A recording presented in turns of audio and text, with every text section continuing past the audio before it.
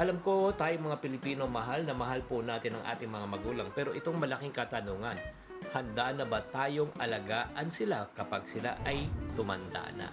Yan po ang pag-uusapan natin. Hi there, this is Shinkitan, your pambansang wealth coach. Ngayon po ay kumikita tayo at syempre, yung mga magulang po natin ay huwag nating kalimutan. Siyempre, pagdating po ng panahon, ang malaking tanong, sino pong mag-aalaga po sa kanila? Kaya kung gusto nyong maalagaan ng iyong mga magulang, ito po yung 3 simple steps para tayo po ay nakakasiguro. Number 1, mag-usap at magplano ng maaga. Alam nyo, napakahirap po na kung hindi nyo pinag-uusapan dito, lalo na kayong mga magkakapatid. Siyempre, pag-usapan nyo na po, siyempre kasama po sila. Unang tanong, may naipon na ba tayo para sa kanila o mismo sila may naipon na ba? May health insurance ba sila? Or may retirement fund ba sila? Or may utang ba sila o obligasyon na kailangan ayusin? Hindi to confrontation na, ito po ay tinatawag nating collaboration bilang pamilya. Mas maganda yun yung klaro na usapan para magkaroon kayo ng klaro na plano at ng direksyon.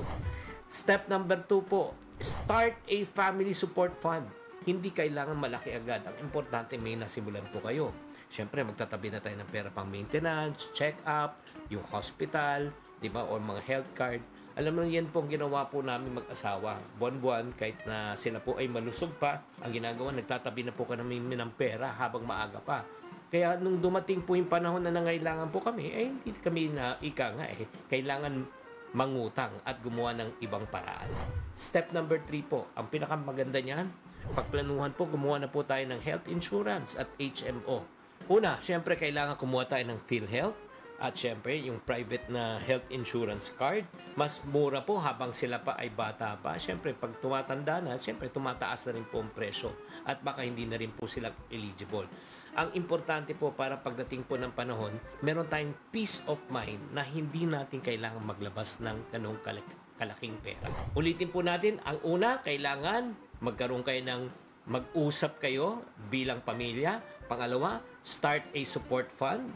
Number 3, get health and what we call as life insurance. Alam mo, mas maganda talaga yung kasabihan, prevention is better than cure. Para hindi kayo magkaroon ng problema sa inyong mga magulang, mag-umpisa na at maghanda na. Sana nakatulong tong episode na ito. Tatandaan, tamang karunungan, tamang disiplina po ang susi sa pagyaman.